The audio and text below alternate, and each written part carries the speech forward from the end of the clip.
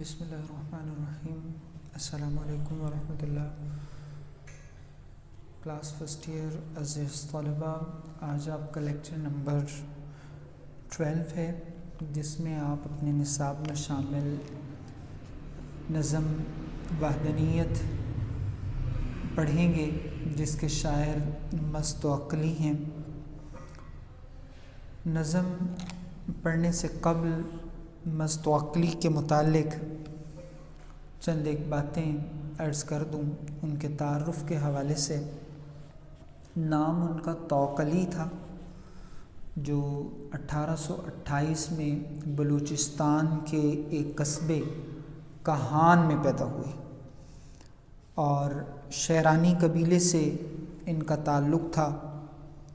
بچپن میں دیگر بچوں کے ساتھ بکریاں چرایا کرتے تھے، اور اسی قبیلے کی ایک عورت سمو سے انہیں محبت ہوئی، اور اس میں پھر ناکامی کے بعد عشق حقیقی کے منازل طے کرنے لگے۔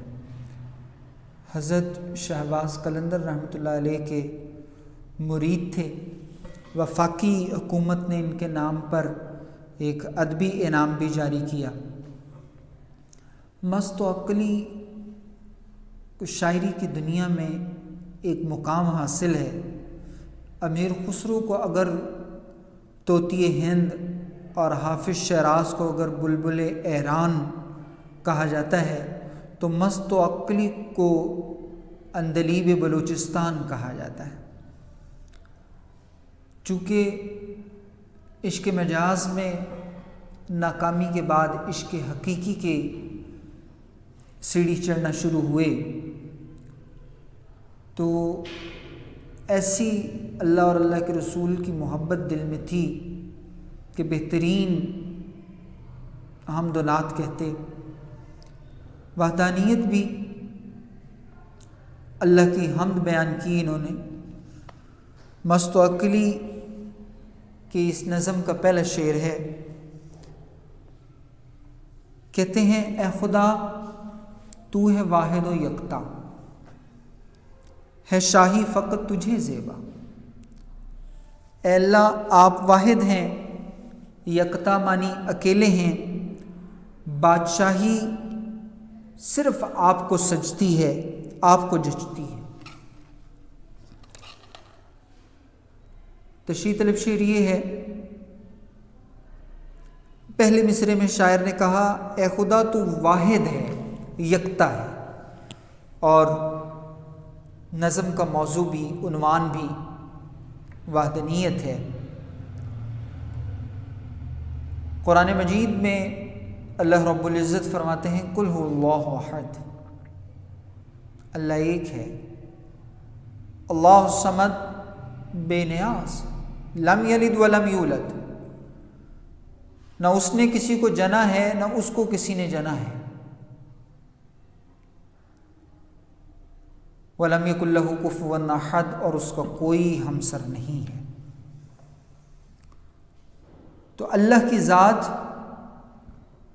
وحدہ لا شریک ذات ہے۔ اللہ لا الہ الا ہو، اس کے سوا کوئی معبود برحق نہیں ہے۔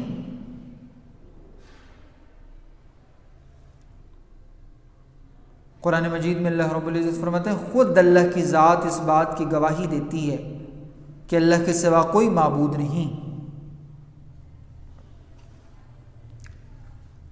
الحمدللہ رب العالمین، تعریفیں اس رب کے لیے ہیں جو تمام جہانوں کا رب ہے۔ رب العالمین، تمام عالموں کا رب۔ تو شاعر دوسرے مصرعے میں کہہ رہا ہے کہ شاہی فقط آپ ہی کو زیبا ہے، بادشاہی اسی کو سجتی ہے جس کی قوتیں بھرپور ہوں، اس جیسا کوئی نہ ہو، اس کی مثال کوئی دوسرا نہ ہو۔ تو اللہ کو یہ بادشاہی جچتی ہے کہ وہ مالک ہے، اسے نہ نیند آتی ہے نہ اونگ آتی ہے۔ لا تأخذہ سنۃ ولا نوم، ایسا بے مثال ہے۔ شاعر کہتا ہے خدایا کون ہے، خدایا کون ہے ثانی تیرا سارے زمانے میں، خدایا کون ہے ثانی تیرا سارے زمانے میں، تو ہی تو واحد بے مثل ہے اس کارخانے میں، اکیلا ہے۔ الملک للہ، الملک لا شریک لہ، ایسا مالک جس کا کوئی شریک نہیں ہے۔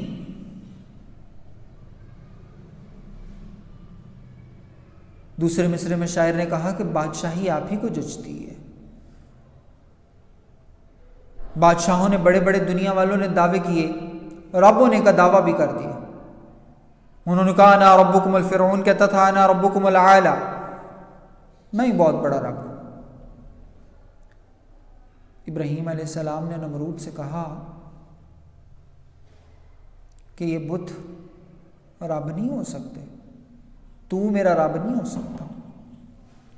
کیسے ہو سکتا ہے؟ میرا رب تو وہ ہے جو زندہ کو مردہ اور مردہ کو زندہ کرتا ہے۔ تخرج الحی من المیت وتخرج المیت من الحی، جو زندہ میں سے مردہ کو اور مردہ میں سے زندہ کو نکال لیتا ہے۔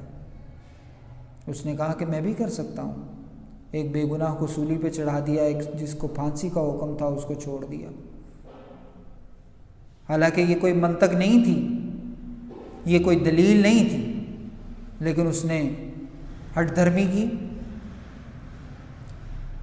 آپ نے فرمایا میرا رب تو وہ ہے جو مشرق سے سورج کو نکالتا ہے اور مغرب سے غروب کرتا ہے، تو رب ہے تو مغرب سے نکال کر مشرق میں غروب کر کے دکھا۔ تو اللہ رب العزت وحدہ لا شریک ہیں۔ سروری زیبا فقط اس ذات بے ہمتا کو ہے، سروری زیبا فقط اس ذات بے ہمتا کو ہے، حکمراں ہے ایک وہی باقی بتانے آزاری، اصل میں سچی بادشاہت اس کی ہے۔ اور شاعر کہتا ہے گواہی دے رہی ہے اس کی یکتائی پہ ذات اس کی، دوئی کے نقش سب جھوٹے، دوئی کے نقش سب جھوٹے، سچا ایک نام اس کا ہے، سچا ایک نام اس کا، باقی سارے نقوش جو ہے وہ غلط ہیں، وہ جھوٹے ہیں۔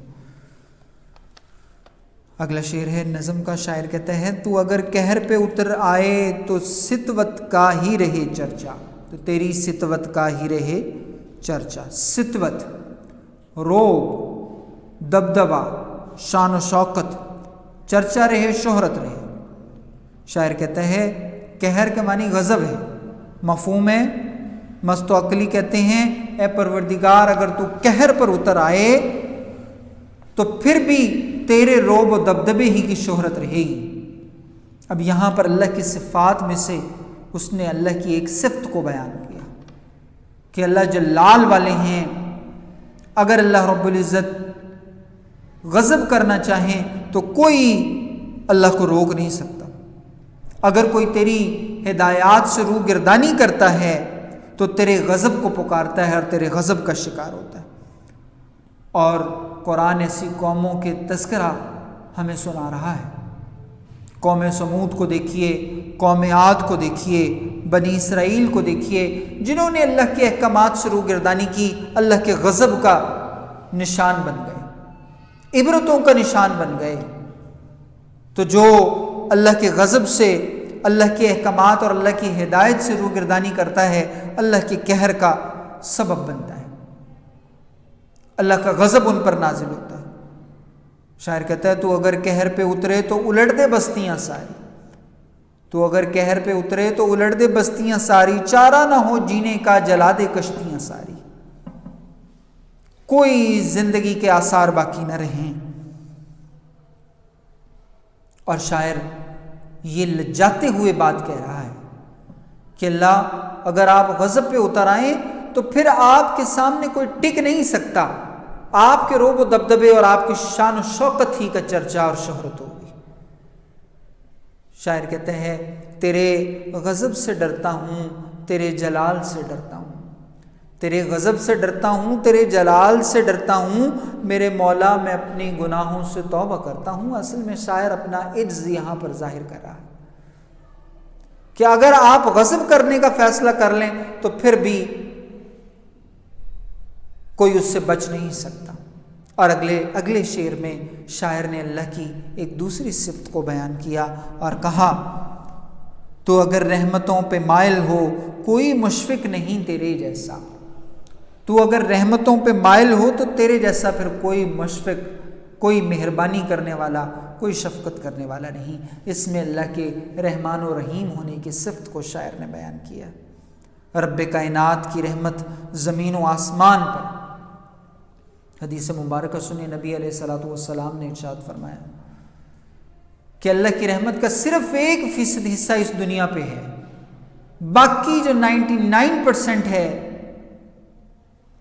اس کا ظہور اللہ روز محشر فرمائیں گے۔ سبحان اللہ۔ یہ حدیث مبارکہ دل کو ایسا سکون اور حوصلہ دیتی ہے، پر امید کر دیتی ہے۔ اللہ کی 1% رحمت کا حصہ آپ صرف ماؤں میں دیکھ لیجئے کہ مخلوقات میں کتنی مائیں ہیں اور وہ اپنے بچوں سے کتنی محبت کرتی ہیں۔ یہ صرف 1% رحمت سے حصہ پایا ہے تو جو 99% رحمت ہے اس کا کیا عالم ہوگا۔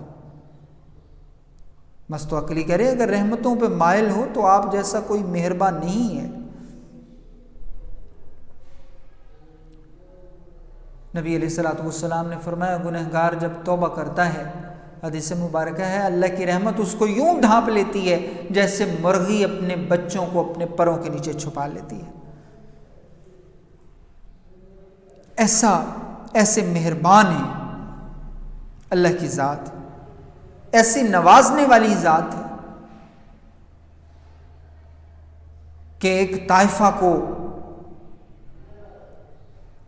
پیاسے کتے کو پانی پلانے پر اس کے گناہوں کی مغفرت کر کے اس کو جنت میں داخل کر دیا جاتا ہے۔ خدا کی دین کا موسیٰ سے پوچھئے احوال، شاعر کہتا ہے خدا کی دین کا موسیٰ سے پوچھئے احوال، آگ لینے کو جائیں اور پیغمبری مل جائے۔ تو ہم تو گنہگار ہیں، بخشنے والی ذات تو اللہ تعالیٰ کی ہے، وہ رحیم ذات ہے۔ شاعر کہتا ہے کہ اس یہاں سے کبھی ہم نے کنارہ نہ کیا، پر تو نے بھی دل آزردہ ہمارا نہ کیا۔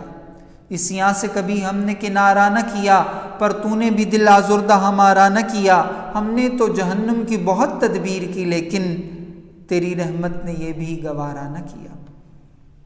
ہم تو جہنم کی جانب بڑھتے چلے گئے، لیکن آپ کی رحمت جو ہے وہ مائل بکرم رہی۔ اور انسان گناہوں کے باوجود جب اپنے پروردگار کے سامنے جاتا ہے اور اپنے رب سے اپنے گناہوں کی معافی مانگتا ہے تو اللہ اس کے گناہوں کی مغفرت فرما دیتے ہیں۔ قارون موسیٰ علیہ السلام پر الزام لگا دیا، اللہ نے فرمایا موسیٰ جاؤ زمین تمہارا ساتھ دے گی۔ موسیٰ علیہ السلام نے زمین پر چھڑی ماری اور وہ زمین میں دھسنا شروع ہو گیا۔ موسیٰ علیہ السلام سے معافیاں مانگتا رہا۔ موسیٰ علیہ السلام نے کہا کہ اب وقت گزر گیا۔ لیکن وہ جب سارا غرق ہو گیا، اللہ نے قرآن میں اس واقعے کا ذکر فرمایا اور فرمایا موسیٰ تمہارا دل بہت سخت ہے، اگر یہ بندہ مجھے ایک بار کہتا کہ اللہ مجھے معاف کر دے میں اس کو معاف کر دیتا۔ معاملہ اللہ کے ساتھ ہو تو اللہ اپنے بندے کے بڑے بڑے گناہوں کو معاف فرما دیتے ہیں۔